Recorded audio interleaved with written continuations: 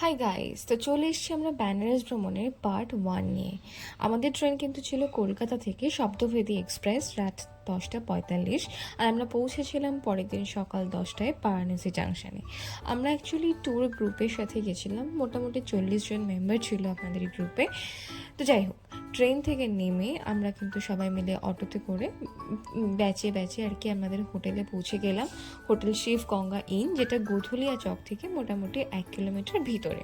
তোমরা হেঁটে বা অটো টোটো সব কিছুই অ্যাক্সেসেবল। যাই হোক, দেখো তোমাদের রুম ট্যুরটাও দিয়ে নিলাম। লাঞ্চটা করে আমরা বেরিয়ে পড়েছিলাম বিকেল ওই সন্ধে নাগাদ।